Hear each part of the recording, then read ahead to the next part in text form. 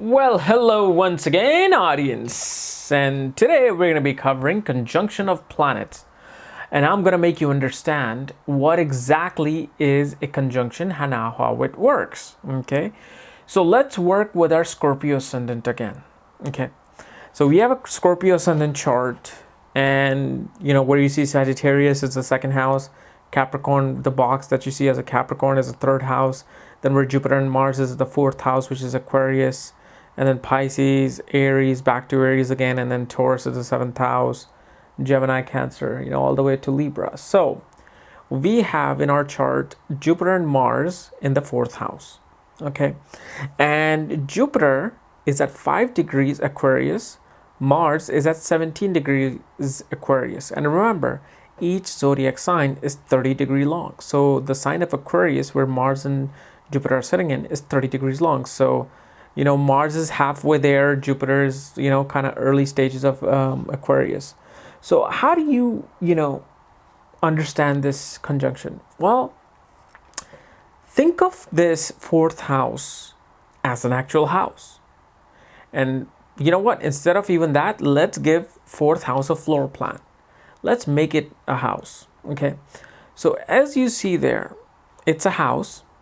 And we're going to put Mars at 17 degrees, somewhere in the middle of the house, because Mars has already entered the house and he's in the middle. He's probably in the bedroom, watching some movie. I don't know what he's doing in there, but yeah, he's watching some movies.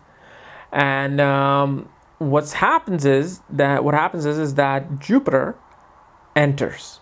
Okay, so Jupiter enters the house. He rings the bell. He says, "Hey, anybody here?" And then the Mars is like, "Yeah, I'm here in the room." So Jupiter enters, and he enters and stops at 55 degrees. That's where we are. That's what we are discussing. So Jupiter enters in the beginning where the living room is, and Mars is at 17 degrees.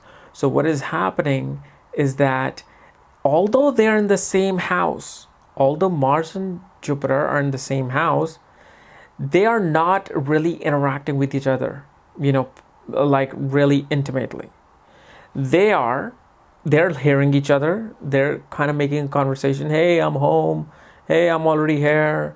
But their energy is not in the same room. So this is why it's not considered a very strong conjunction.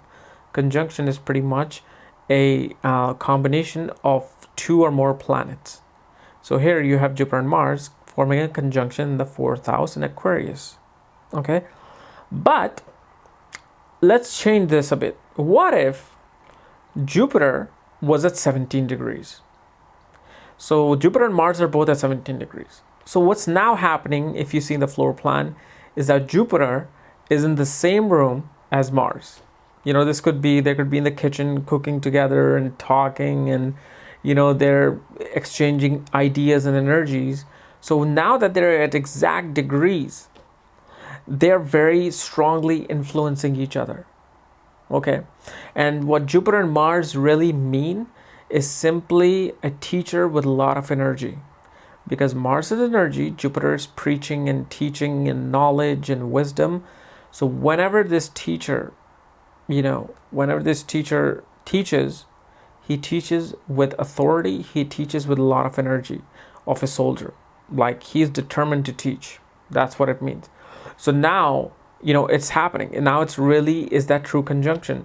So anytime planets are between 0 to 5 degrees apart from each other, whether it's 17, whether if Jupiter was at 12 degrees. So anytime two planets are 5 degrees or less in the same house, that is considered a true conjunction. If they're less than 1 degree, it's considered a close conjunction. Exact conjunction. And if these two planets are above 1 degrees apart, yet under 5 degrees, is considered close conjunction. And then everything after that, the influence of them starts, wearing off. So let's imagine if Jupiter was at 5 degrees, okay, but Mars was at 29 degrees Aquarius. Mars is just about to enter into Pisces, in a couple of days. So as you see in the floor plan, that Jupiter just entered and Mars is in the very end, the other side of the house. He's just about to exit from the back door. And they're just quickly saying hi and hello to each other. There's not too much of an energy exchange happening. The Mars is not making Jupiter a very energetic teacher, but they're just very slightly, they're like literally 4 or 5% of influence on each other. Okay, so this is how conjunction works. Anytime two planets are within 5 degrees of each other, that is a true conjunction.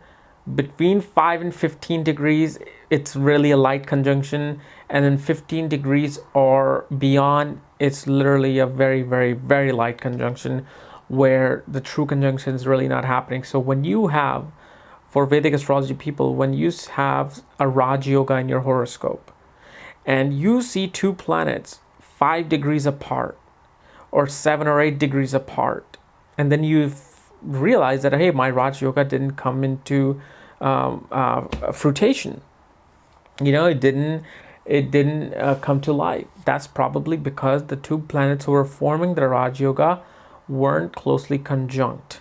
That's one of the way to see why Raj Yoga didn't work. However, there are many other reasons why a good combination doesn't work.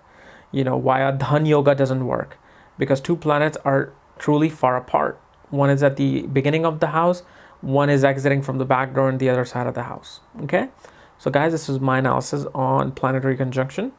If you're new to my channel, subscribe above, and if you want to know more about this stuff, more about astrology, check out my link below. Check out my book there, Astrology at the Speed of Light.